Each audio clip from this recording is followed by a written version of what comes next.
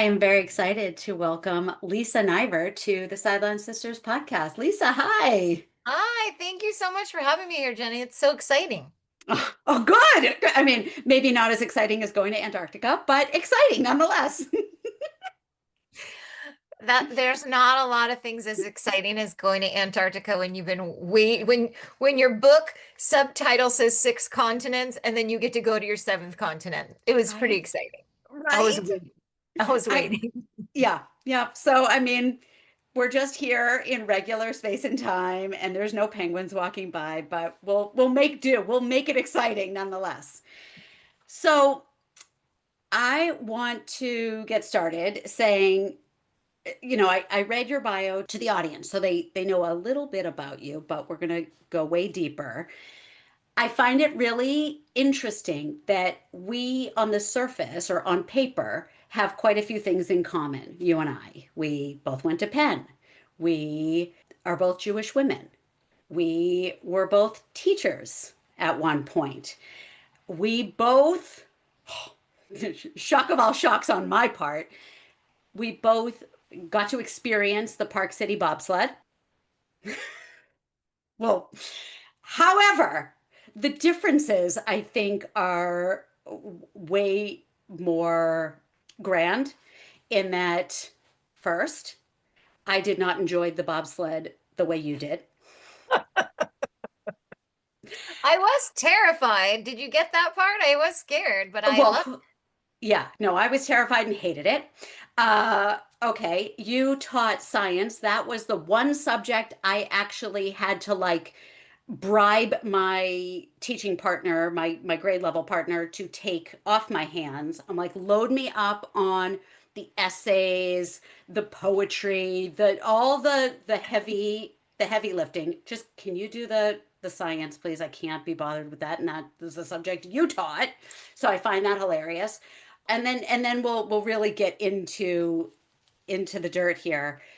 I have heard you say on many different podcasts that you call your book brave-ish because you didn't necessarily identify as someone brave.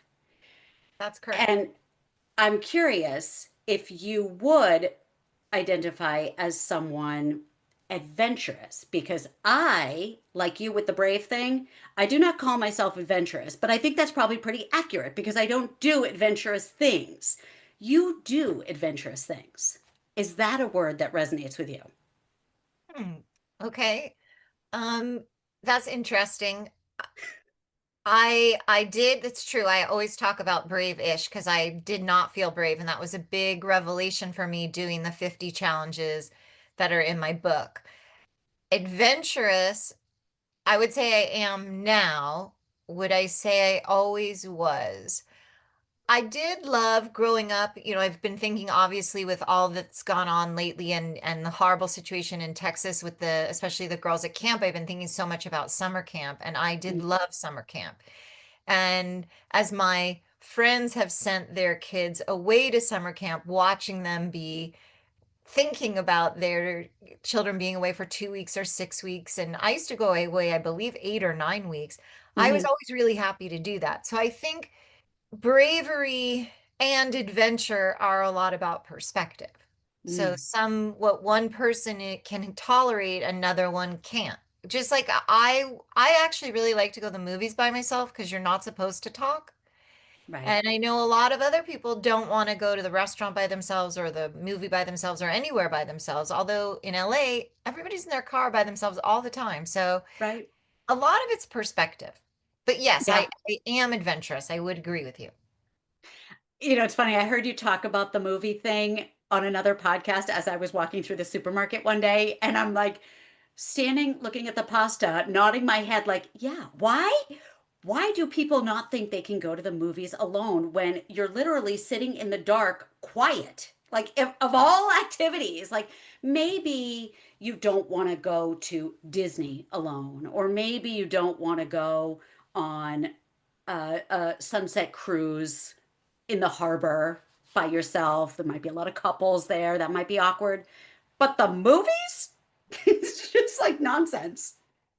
But I think that one of the things that I always talk about when I'm speaking is how small steps lead to big changes. And I think some of the roadblocks we have for ourselves are how we think about ourselves. Like it's not necessarily that people can't sit for breakfast in the hotel alone, because often a lot of people, even if they live in a busy house, they may have a meal alone at their own dining room table. They may have breakfast alone. They may have, if your one kid's at soccer and your spouse is at work, you might have dinner alone. And I don't think people think, oh my God, I can't have dinner by myself. But it's more about the judgment that you walk into the restaurant and the hostess says, just one, Right? Table for one. Yeah. just one. Is anyone else joining you? No. Which, that's not about you. Who cares? And the movie thing too, like show up 5 minutes late. No, you don't have to show anybody, or even going to the theater in New York by yourself. It's sometimes very easy to get a solo ticket because there's, this group of five and this group of two and there's a seat. And you might get a much better ticket. And again, you're supposed to be quiet and you're sitting in the dark. I think what you bring up though, like the Sunset Cruise, is people want to share the experience. And I appreciate that. And, even going to the museum, like you might see a painting that you love and you want to turn to someone and say, this is what I like about it. Yeah. And that's different. But adventure, for me, I'm a scuba diver and we always scuba dive with a buddy.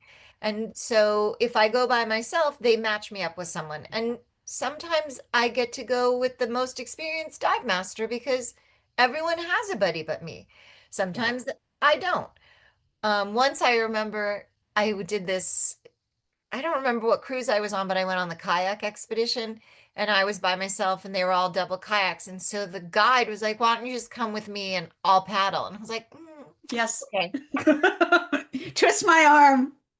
It's funny that you mentioned that about diving because while I haven't done it in many years, I did get certified and do a bunch of dives over the course of however many years that I was active. And there was one time my husband is tortured by seasickness. Oh, So, you often have to take a boat out to a site. And then while you're getting all your gear on, it's the glug, glug, glug, glug, glug, glug, glug, glug. And it's like, hurry up and get in the water so I don't get seasick. Well, unfortunately, the hurry up didn't happen fast enough. And he was like throwing up into his mask under it was a disaster. So he gave me the like, I'm going up signal. And I'm like, what about me? I need a buddy. And so I ended up, he went up and signaled to the one of the guides that was sitting on the boat, or I don't somehow I was matched up with a guide mid dive. And like you said, I don't know if it's the trail of vomit he left or just being with a guide, but I ended up seeing such phenomenal things that I might not have seen if it was the two of us navigating on our own. But it ended up being a fortuitous experience because, here comes the sea turtle and, just how great fun. things that were a surprise. So yeah, turned out solo diving worked to my You advantage. don't know, but that's the whole part of being on an adventure. Yeah, so yeah, I guess it's like I guess then I would call myself adventure-ish to match Okay. to match your bravish. I like it. Oh goodness. All right, so you mentioned a moment ago small steps. hmm I love that. That's come up on this show from various people who have found themselves in challenging circumstances, needing to just take that first small step in the direction that they want to head. You have recounted your story on lots of other shows, so I'm not going to make you do the tell all right here. People can read the book, but I guess there's a couple of things that I'm massively intrigued by. One, choosing to pivot from the straight and narrow from medical school, which is just hilarious because I just interviewed someone who did a hard right from the medical school route to fashion and makeup. So, major shift for that life plan. You also did that. So there was that big pivot, and then obviously leaving your marriage. I imagine both of those hurdles involved some small steps. Um, small steps. Leaving medical school and leaving my marriage. Do you remember the game Shoots and Ladders? Yeah. There's this, you climb all That the way was up. one of my favorites. Yeah. Okay, climb all the way up the ladder and then you're very far back down. I'd say my company going bankrupt after September 11th, 7 days after September 11th, and deciding to come back from Asia after the last day I ever saw my husband. And med school may be a little bit different, but they didn't feel the same as like choices. It seemed like there was only one choice, and I just had to step through the door. So they were very challenging, hard, traumatic choices. I felt like in a lot of ways my train fell off the tracks. And coming back from those things involved a lot of small steps and dead ends and one-way streets that you're going the wrong direction. And starting over is so hard no matter how many times you've started over, after the COVID pandemic. I wrote a lot of my book during the pandemic and found my agent during the pandemic. But yes, small steps always help. And for me, again, scuba diving is one of my big things is that you need a buddy. And so a lot of getting through all of those challenging times, I needed to lean on other people, my family, my friends, finding community. And those do take small steps. You have to reach out, you have to call someone, you have to get out of your house. Staying in your house all day in your pajamas, probably not going to feel that much better, but maybe. Yeah. And sharing. So, for me, writing the book was very cathartic. After medical school, when I decided I went on a leave for a year. And when I went on leave, I started doing ceramics. I found an art community and I started scuba diving. So both of those things really helped support me when I left school. And when I left Asia and I came back to Los Angeles and I eventually did get divorced, I did go back to art and I went back to teaching. And that was when I first started writing for USA Today. So there was a lot of small steps in a lot of kind of eclectic directions. That's amazing. And that's so encouraging for people who do feel like either scattered or untethered, that there's hope for them. Yeah, I mean, there was a lot of crying and a lot of therapy and had the art things. When had left my husband, I had tried a lot of things. Someone told me you can't do new things in an old way. So I tried kickboxing, which didn't stick, and I eventually did the 50 challenges, but it was all kind of part of trying to figure out how to get my brain restarted. So, when you were coming up with the 50 challenges, Mhm. were you just like pulling ideas from the sky? Were they things that you heard yourself say over the years, I could never do that, or I wish I could do that? Or were they suggestions from other people? How did the list originate? And then, part B, what from the list maybe sprinkle in things that you're like, nope, never again, hated that, did it, but no thanks. That was amazing. I'm going to keep that. So, so in Bravish, we talk about how did it get started. So I was on a press trip in Texas, and someone else was doing 40 things before she turned 40. Mhm. And I was really enamored of her project and her, and I kept saying, that's so great, but I could never do that. And finally, after a couple of times that we'd gone through the same, round and round, one of the women took me aside and said, can you not do it because you're over 40? And I said, yes. She said, so do 50 things before 50. And I looked at her, I said, you do 60 things before you're 60. And she said, oh, I would never let these people know how old I am. And I said, so why should I do it? And so we were at this conference, and as I was talking with the different we had different networking meetings, I kind of was like, well, I'm kind of thinking about this 50 before 50 idea. And a lot of the destinations had suggestions. And I was like, I don't know, that sounds kind of scary. And someone was like, well, isn't that the whole point of the project? And I was like, oh, please don't use my words against me. And that's basically how the list came about. I had an eye issue growing up that hadn't been quite diagnosed. That's in the book. And so a lot of the 50 things kind of came out of that I Right. had had a bike accident and that led to, I had done a skiing project and they invited me for biking and I refused. And eventually I relented and I went mountain biking. So you asked what things have I not done again?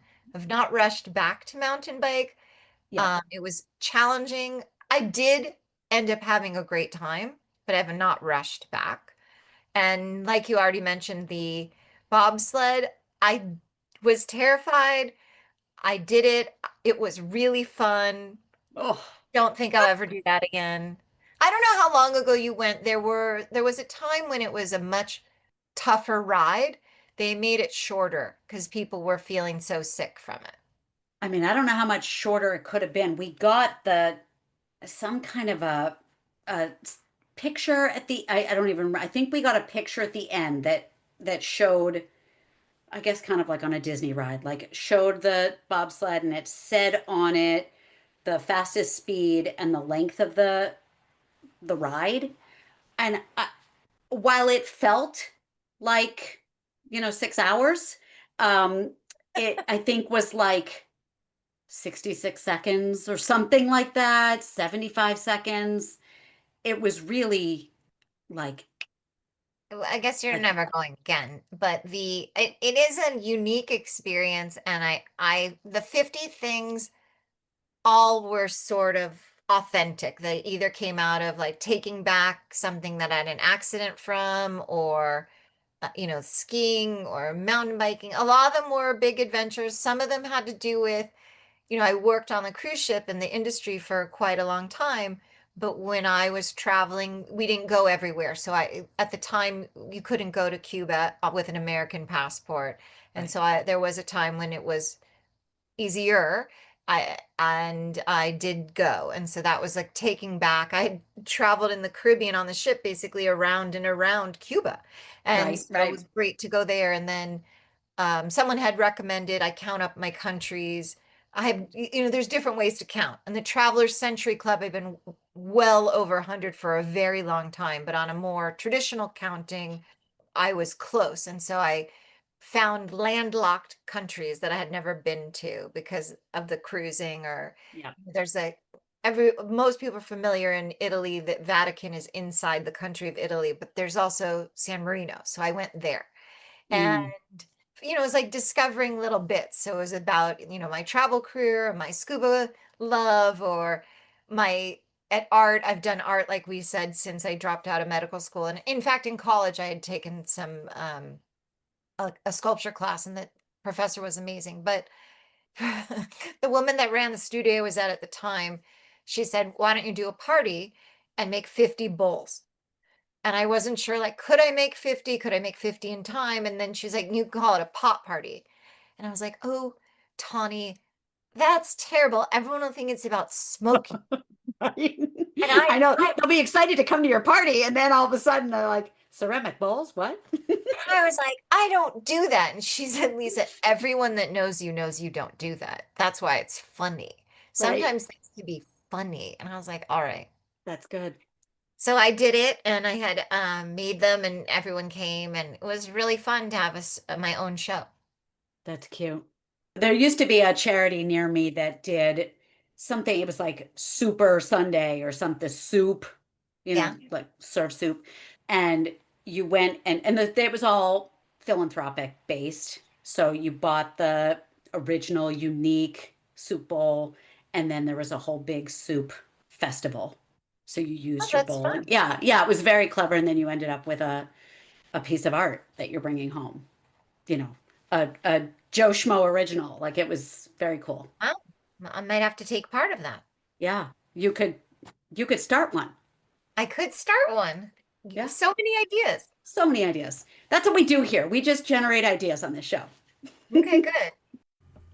Pardon the interruption, but I have to ask, how are you feeling? Like, legit, how do you feel day in and day out? Because if your answer is tired, bloated, achy, brain foggy, irritable, then that's not good.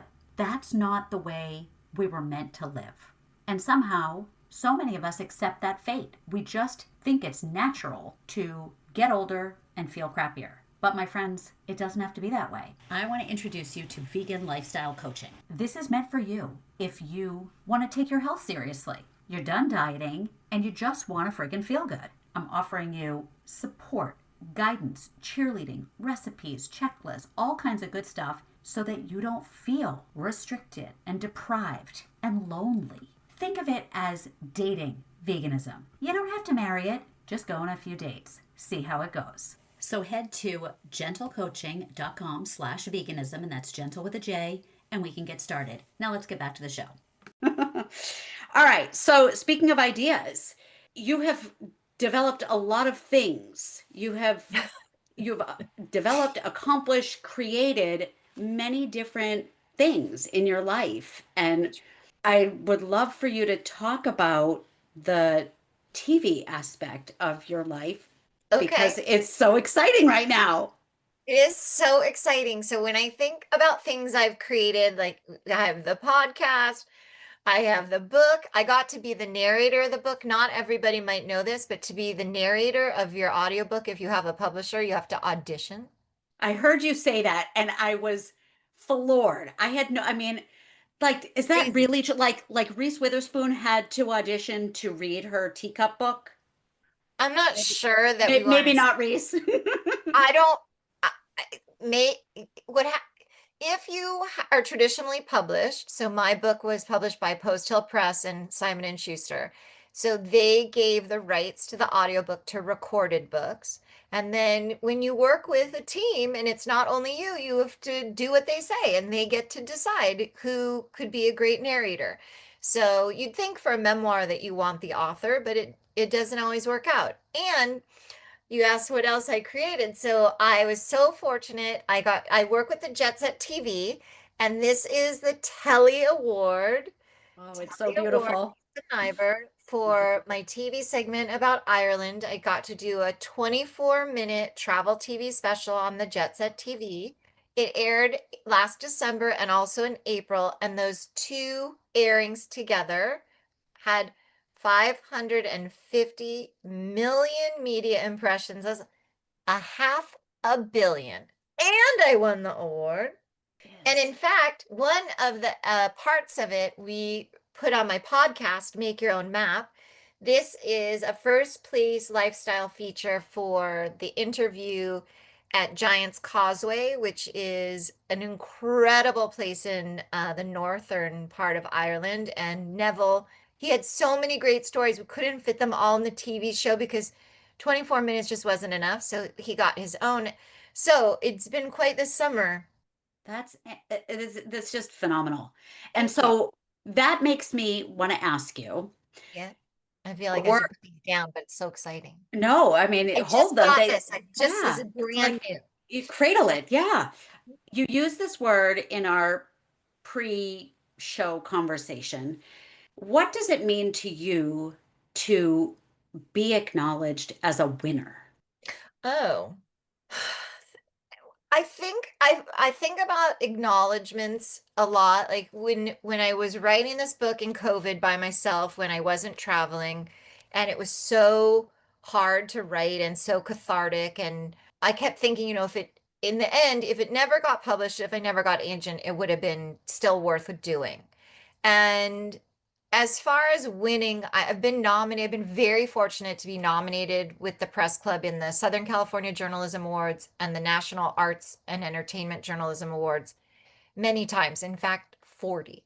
And I've won 11, 10 second and thirds. This is my first. And to win a Telly for my very first full 24-minute segment, it's incredible to be acknowledged because I'm really do a lot of my work alone and you don't know how you're doing. know, Yeah. it's great to do stuff, but does anybody care? Does anybody like it? I mean, the book has won by itself 10 awards, which is phenomenal.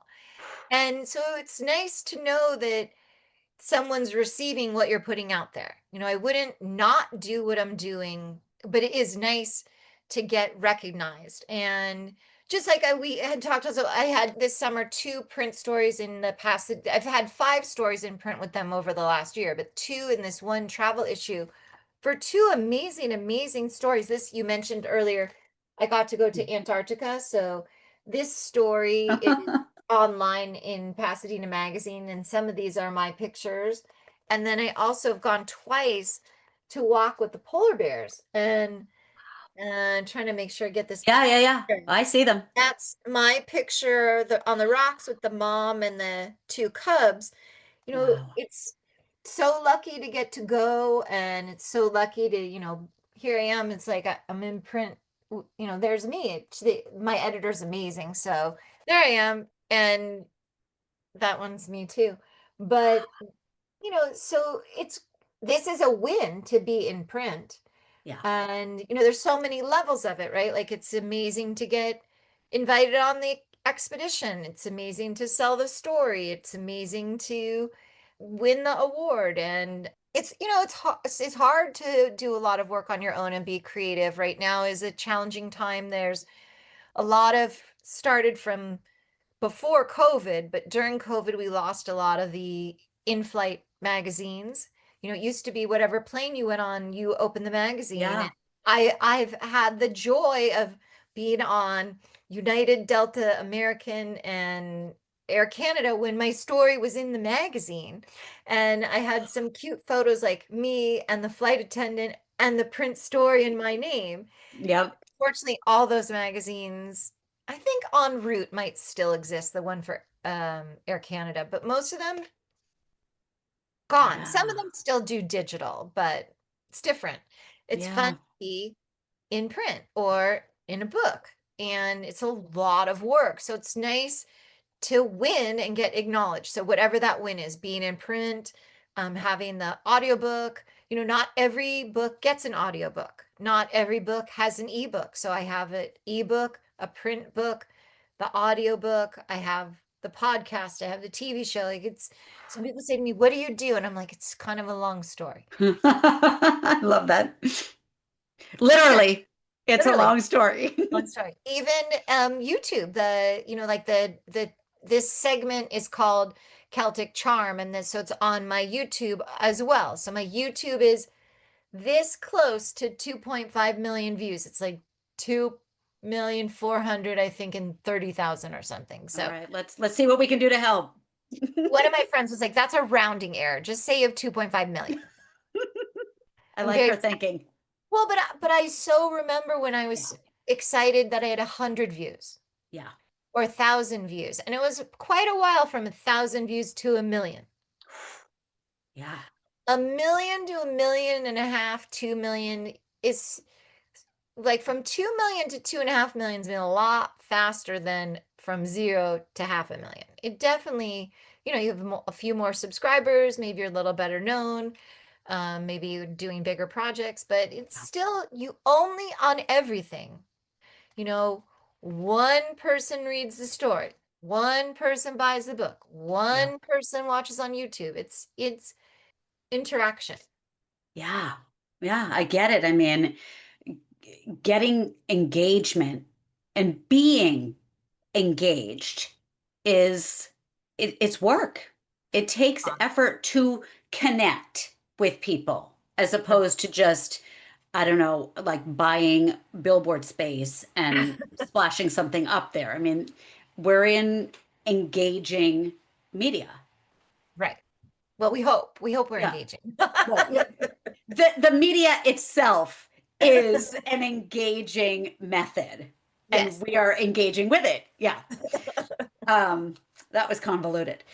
Now, I know I've heard you say, so I don't want you to repeat that we're going to take it just a slightly different tweak. I've heard you say, been asked and answered the question about where have you not gone that you want to go, or what's left for you to see? That's not the question. Okay. My question is more, what in more of a global sense do you want to do that you haven't done yet? Yes, that is a question I've been asking myself a lot lately, especially after winning all these awards and having the book and going to my final continent is what do I want to build next? And one thing that keeps coming up from other people is people keep asking me, could they travel with me? And so I've been thinking about if I would go on a cruise and do a writing workshop Yeah. or take people somewhere unique that they might be afraid to go on their own. So I think probably for 2026, that's what's going to happen because that keeps coming up. Mm. That would be of service to other people in their feeling more brave about traveling, either more about the travel, the writing aspect or the destination aspect. And part of that is what led me. I have a travel writing class, Travel Writer 101 on Udemy. So we can put a link and we can give a complimentary class for your listeners that so many people would ask me how to get started that I made the class because people don't realize it takes a lot right now. It's not like 30 years ago when you were just the writer and they sent a photographer. And now all the editors want not just photos, they want video and they want social media and they want you to be engaged. It's a lot of different skill sets. And so I think it's important for people to understand what that looks like. And like we were just saying, with far fewer in-flight magazines and far fewer print options, sometimes you have to build your own. So I have two websites. I have We Said Go Travel, which I've had since 2010. And then I also have Lisa Niver, because I built that for the book, really, and the podcast and the class. I mean, for a lot of things. But I mean, the trips, Just those things. Yeah. just the little things. But that would be maybe where the trips would live. And then for myself, I would love to do some more of the bigger TV segments. Like I've been very fortunate to be on really all the local stations here in LA about my book and to go on and do 3 to 5 minutes, which is it's so much fun to share about my latest travels. I was on Spectrum News about Antarctica or other places about the book, but I would the doing the 24-minute segment, having the whole segment. I mean, in Ireland, I had an Irish dancing lesson from some world champions, and I got to find out more about how the nuns at Kylemore Abbey make chocolate. And Wow. that was really special. And it was just such a great experience. I have been in Ireland several times, and there's an opportunity to fly hawks. So I got to do that, do some Yep. falconry on camera. So it's so much excitement. And oh, of course, I hula hooped from a Yep. turret of the castle. And who wouldn't want to keep doing more of that? I mean, is there a way, I don't know if this is your vision or now me just like spitballing for you, but like the way Anthony Bourdain went to all those different places and, had an incredibly exciting TV show from a viewer's perspective to see these parts of the world that I might never go to. And obviously there was a food element to it, like, as he's zooming around the streets of Vietnam and then eating Vietnamese food in some authentic little dive.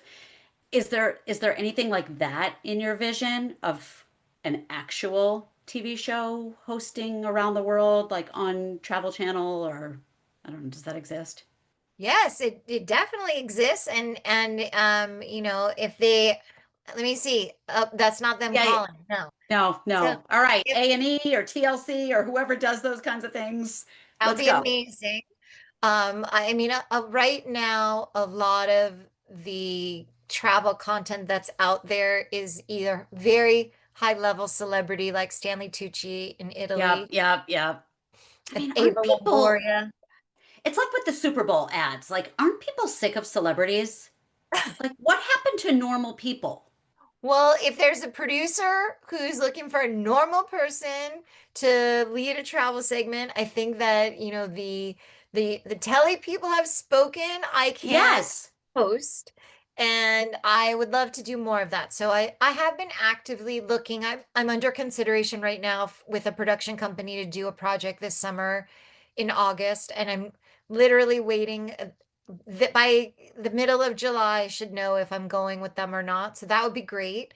And it's possible maybe I'll get to do another segment in Ireland because there's so much to see there and they know what I can do. And now that I have the statistics and the analytics that it was half a Right. billion impressions plus, right?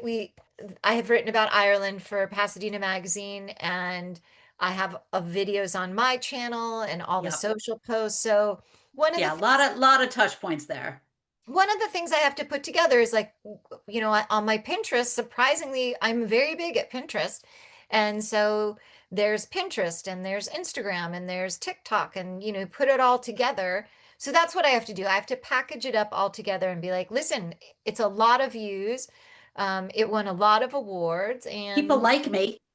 thank you. And let's go. Right.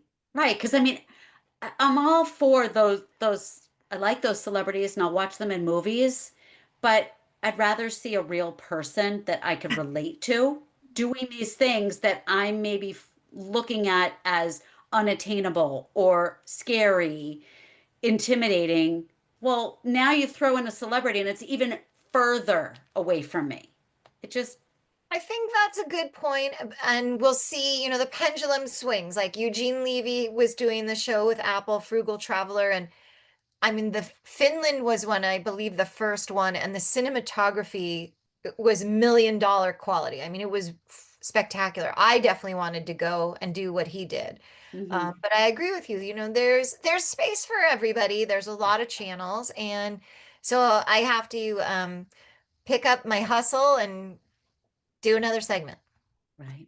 Yeah, I know we do. We have to advocate for ourselves and make the effort. It's a lot. It's a lot. It takes some effort. So, do you ever have moments where you just want to be a homebody? Yes. So I was at a really fun party during the July 4th weekend, and then the Sunday of July 4th, I literally lay in my bed and binge watched Scandal because I'd never seen it. And so Right? I sometimes you definitely have to have a break. Yeah. I mean, as I said, I don't consider myself adventurous and don't have the travel bug that you clearly, I uh, clearly do. yeah, I mean, I often wonder if it's too extreme. Like, I feel like I could be that person that never leaves, that just looks out my window. Oh, it's pretty today. That's nice. And and just appreciates from afar. I know there's nice places out there. Yeah, I don't know. Do you think it's like something you're born with or you learn along the way? I think that people have different passions. Some people need to be in the water, right? They're going to be either water skiers or divers or water polo players. Some people want to be in their house. Some people can't stand to be in their house. I don't think, I think we're all, unique like our fingerprints, and you just have to find what makes you happy. Some people could talk for an hour about mascara. That's Hmm, not me. I'm right, I'm impressed and interested, and I want them to help me, but I don't. And I would do one segment with them, but I wouldn't have a mascara podcast. right, And so I think that it depends. Like I love to go someplace and the flowers on the table are beautifully arranged, and I'm not terrible, but again, I'm not going. right, I'd like to go see the tulips in Amsterdam. I've never done that, but I don't think I will go every year. right. So I think it's great that there's so many options. And now with the internet, you can find your people. Like, I only want to be with the roller skaters, or I'm a triathlon, or how can I fix my orchids? Whatever it is, you know, um, I got a new thermostat and it was supposed to go dim after a few seconds and it didn't. So I got on the internet and they Yeah. helped me figure it Found out. your thermostat people. Yeah. Right. Sorry for the interruption, but I have to tell you once again how excited I am to now be offering vegan lifestyle coaching. Now, I know the word vegan can be triggering, so just hear me out. Do you want to get healthier? Do you want to feel better? Are you maybe dealing with some health stuff, body stuff that just isn't ideal? We all are, aren't we? So, what if I could offer you a way to improve your body? The bloating, the inflammation, brain fog, aches and pains, digestive issues, poor sleep, extra weight, mood, and energy. Wouldn't that be awesome? Yeah, I thought so. Now, head to gentlecoaching.com/veganism and let's get started. You want to feel better, and I want to help you get there. Now, let's get back to the show. Now, I'm sure you could rattle off a dozen answers to this, but what do you love most about travel? Like do a hierarchy or a top three. What is it about travel that just, I don't know, invigorates you and it energizes you? What do I love most about travel? I love learning new things. I love new places, but I go back a lot to the same places. Wow, what do I love most about travel? I think what I love the most about travel is it gives the opportunity for perspective and that you can look at yourself from a different perspective, like a different way, that you could try something new on about yourself. Get out of your normal rhythm and see what could happen. That's good. I like that. Again, that's attainable. That's relatable. That sentiment. I get that.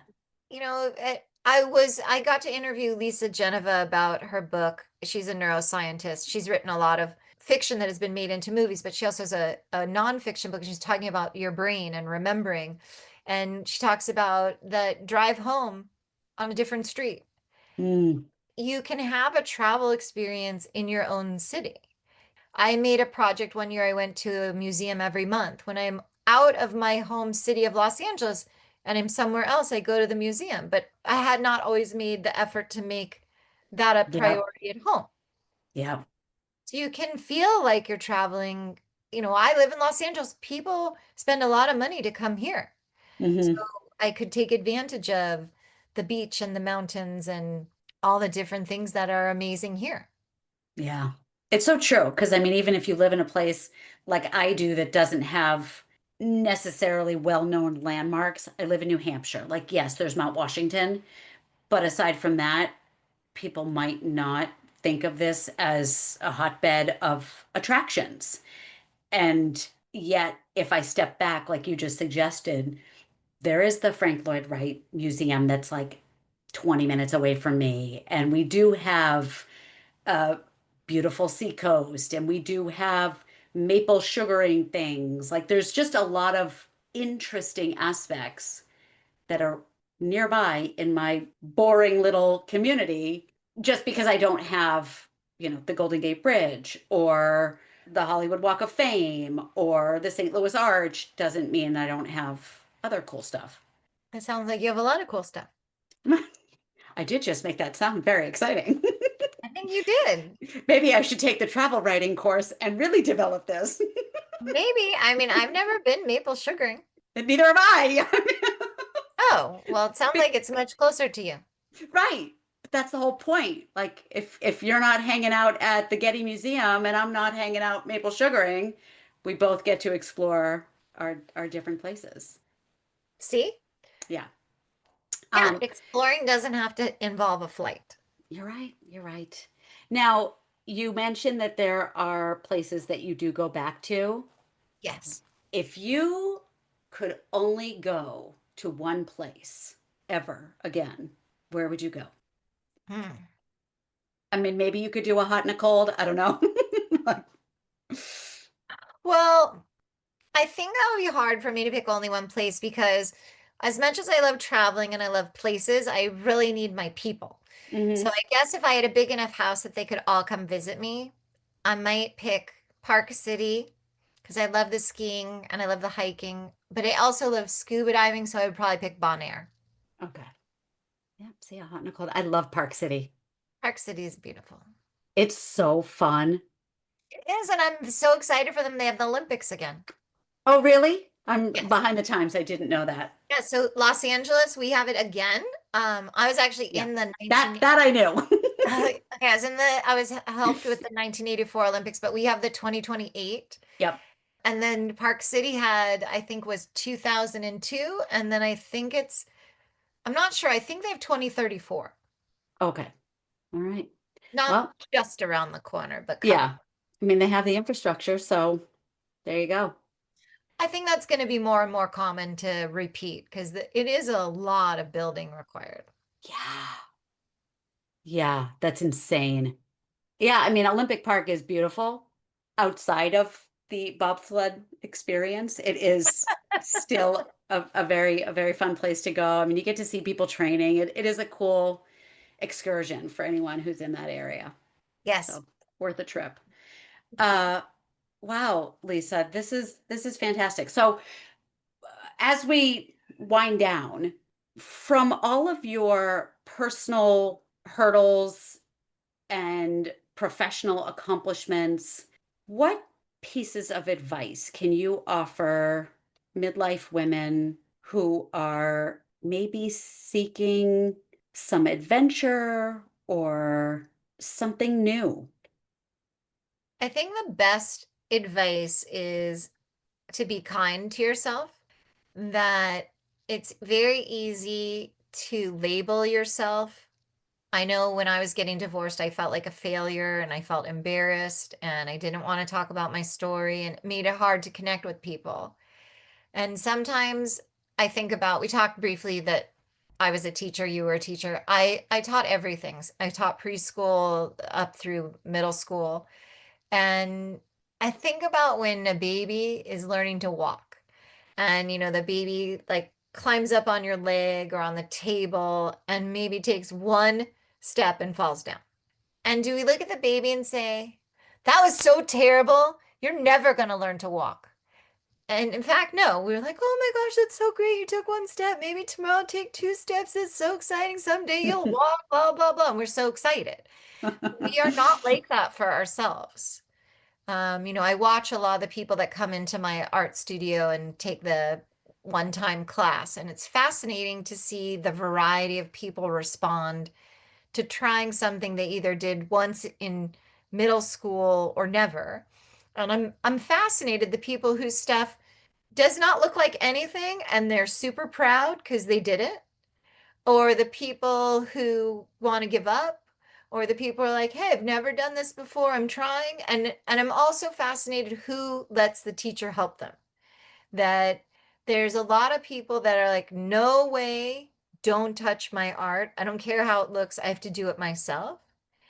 And the people that are like, yeah, help me, I've never done it before, I want to get the feel. Let me give you an example. When I went to walk with the polar bears, I was in Winnipeg first, and I said I love to do art, and they said they would get me a soapstone carving class.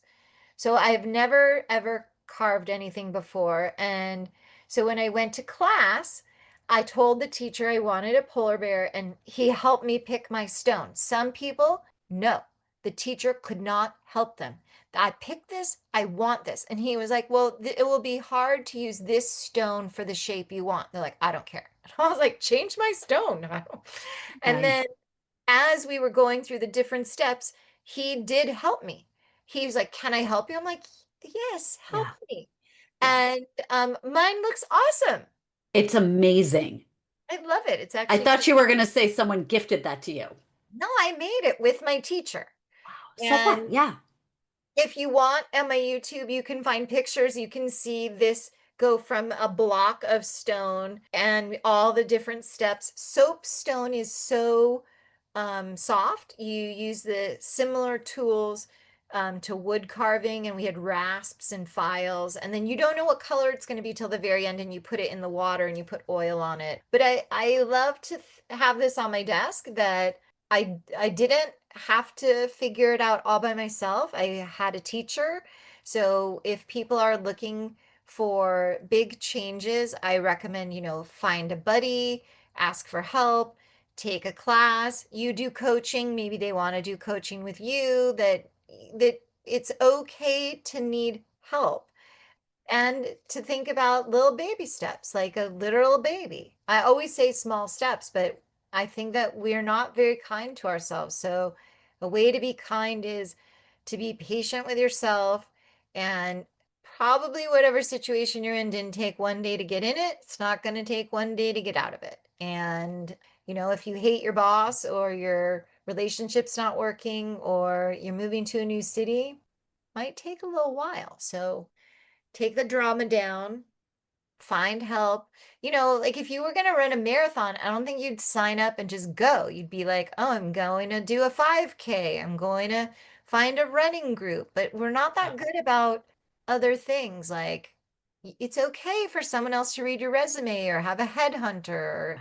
You know, this was not day one. I did not win a Telly Award on day one. I have 2.5 million views on YouTube. I have 2,000 or 2,500 videos. I have TikTok. I have this. I have that. I have a book. I have a podcast. It wasn't day one. Right. Yeah. When you rattle all that off, it's like, well, it's about freaking time then. Well, that No, I'm just kidding. I agree. But It's like, it's finally, I was acknowledged by someone besides my reflection in the mirror. it depends what you want. Like you were asking, where would be the only place you go? I'm like, oh my gosh, I have so much on my list. I want to explore more. Like, it's interesting that in my book I talk about going to the Travel Classics conference. And because of Travel Classics is a lot of how I ended up being able to do this TV special. But from the very beginning, the woman in charge, when I first wrote to her, I wrote to her and I said, I don't think I have the qualifications to come. And I said, do you have a video conference? Because I'm better at that. And she said, why don't you just come and we'll see how it goes? And I went to the conference, I met with all these editors, and I sold 3 stories. And I called her to apologize. And she said, why are you apologizing? I said, oh, I tried so hard. Everyone seemed interesting, but I only sold 3 stories. She said, Lisa, most people barely sell one. So it's hard to know when it's enough, And I think that, I guess, another thing besides being nice to yourself and asking for a buddy is just ask. Like, I did not have the 3 print clips that I needed to apply to the conference. So I said, what can we do here? Does video count? And once when I went to the conference, I made a bunch of videos because that was just what I do. And then they were like, can you come back and do that again? I was like, oh, you liked it? So I guess be kind to yourself and do follow what intrigues you. Like I loved scuba diving, which led me to Club Med and cruise ships and traveling and all this journey. I mean, I remember when I met my agent and he was like, can't you publish something in the LA Times or the New York Times? I'm like, do you think I'm not trying? And so I'm like, do you think they What a call great me and idea. hang up on them? So after the book came out, I was able to publish my first story in the LA Times, which was amazing. But Uh-huh. it didn't all happen in the way I wanted or the way my agent wanted, or even finding an agent. Oh my gosh, there's a lot of I mean, starting a podcast and it's, I mean, maybe you experience this on yours as well, but it's like, okay, how do I get Reese Witherspoon? How do I get Christina Applegate? I say I don't interview men, but I always hold a space for Andy Roddick. Okay, well, they're, I'm not hanging up on them. It's not like they've called and I have denied them a spot, but it doesn't happen on day one either. And I No, have to and keep, things sometimes you don't know. I used to write for Thrive Global, and I used to do these, honestly, what I thought were kind of wacky mashups. And I did one that was a book from Deepak Chopra, who I think is amazing, and this other woman, Jen Sincero. And Mhm. after it came out, I sent it to both their teams. They had not given me the book, they had not given me interviews, but I always send stuff out. And Jen Sincero's a sensation and very busy, and I never heard from them. Right. But I did hear from the Deepak Chopra team. Wow. And I was like, wait, this isn't what I thought was going to happen. And they said, would you like to interview him? And I said, yes. And then in the process, the person that messaged me had a lot of clients. So first he was like, oh, could you interview Tiffany? I think it was Tiffany Paulson. She had like the producer of Holiday, which at the time was the number Oh, one movie on Netflix. loved it. So I interviewed her. And then I was like, okay, I interviewed her. What about Deepak? And he was like, actually, his daughter Malika, her book just came out. Why don't you interview her? I was like, okay. So I interviewed her. And then eventually I had this idea and I pitched him, even though he had been pitching me. Anyway, so I got the interview with Deepak. And because in that intervening time, I'd interviewed his daughter, when he came on my show, I introduced him as Malika's dad. That's hilarious. And so we had this really interesting, different, genuine conversation because mostly he gets interviewed as like America's guru. Right. I was like, so about Malika, she's so awesome. Let's talk about you being a dad. We had a really phenomenal, real, great time.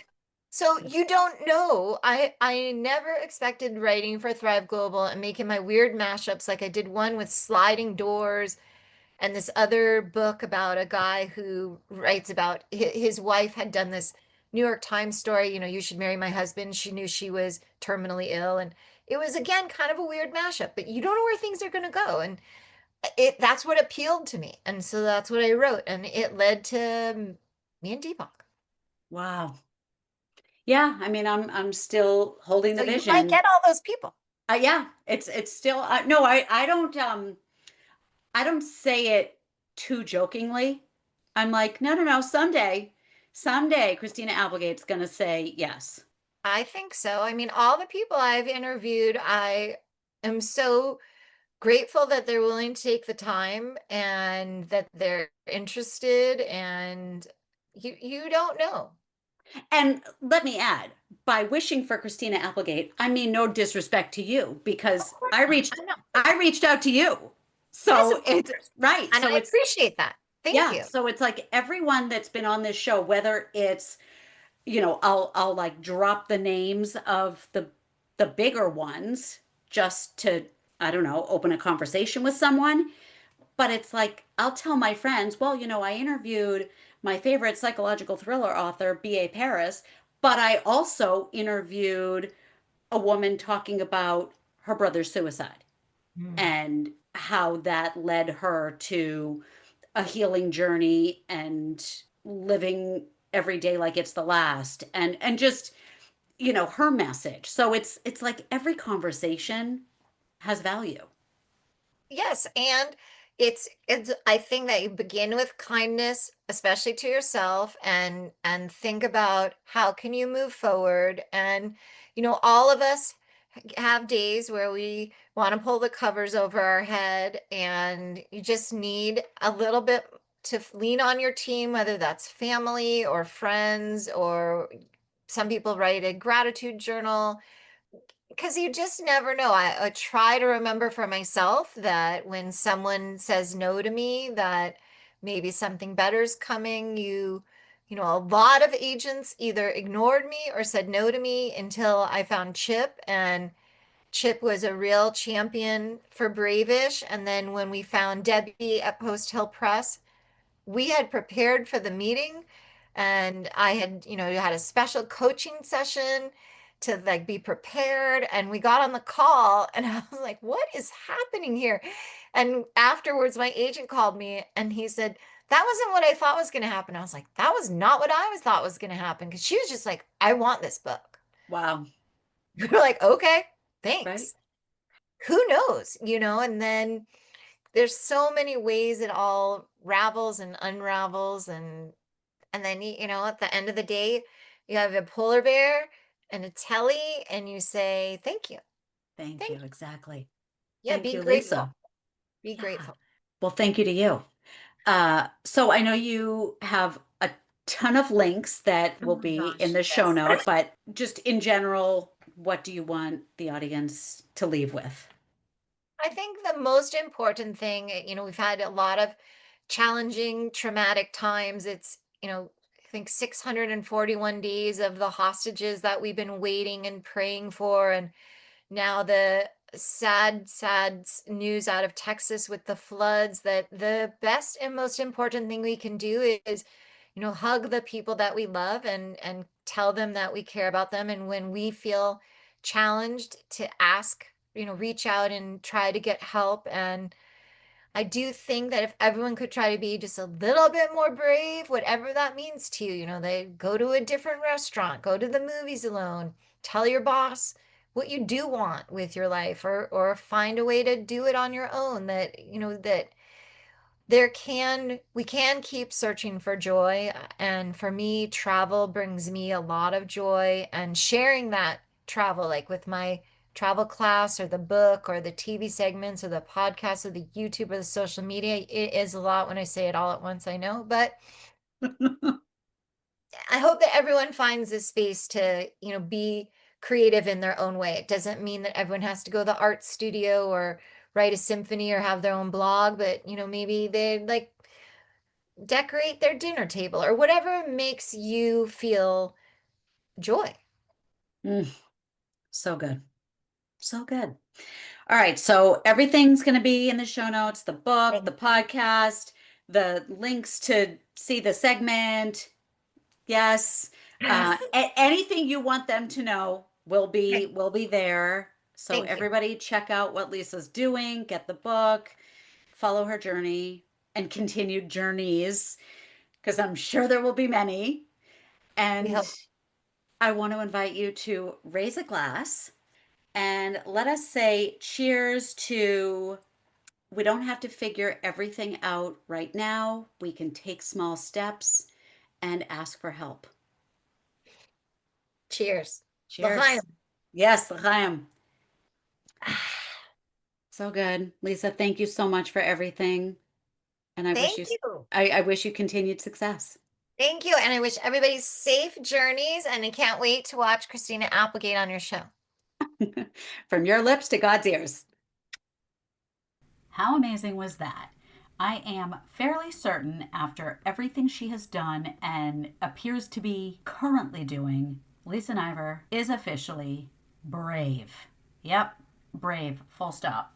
Now, let's get into Lisa's notes from the sidelines. Number one, being brave and adventurous has to do with perspective, how we think of ourselves and the judgment we're perceiving. Number two, small steps lead to big changes. That's just a theme on this show. Number three, starting over is hard, no matter how many times you've done it. Number four, like scuba diving, in life, when it comes to challenges, you need to lean on a buddy. Number five, you can't do new things in an old way. Number six, acknowledgement is validating, especially when you do your work, your hard work alone, and can't really tell if it's impactful. It's okay. It's nice to be acknowledged. Number seven, find what makes you happy and do it. And with the internet, it's way more accessible to find your people. Number eight, travel lets you learn new things and gives you the opportunity for perspective. You get to try on something unfamiliar. Number nine, you can have a travel experience without getting on a flight. You can do it in your own city. Number 10, be kind to yourself. It's easy to label yourself a failure when you do something wrong, but seriously, do we call babies failures when they're learning to walk and continuously fall down? I don't think so. We need to stop doing that to ourselves. And number 11, when someone says no to you, maybe it means something better is coming along. Doesn't that sound good? So thank you, Lisa Niver, for coming here and sharing your personal story and your really bright, cheerful perspective on how we can begin to feel brave-ish. I love that. And everybody go check out her book and maybe create your own list of things you want to do and then do them. That's the key. Do them. So I hope you all enjoyed that conversation. And if you did, please share it with a friend, especially someone who might be approaching a milestone birthday or feeling the clock ticking and in need of some fun and encouragement. Let this episode be the thing that reinforces that we aren't old, we aren't done, we just have to decide to do things. So once again, thank you for tuning in. Thank you for liking and sharing and subscribing and making Sideline Sisters part of the conversation. And if you've decided that you want to take control of your health in a delicious, nutritious, compassionate kind of way, head to gentlecoaching.com, browse through all the pages, but especially veganism, and let's get started. I wish you an amazing week, and I'll see you right back here next time. Cheers to you.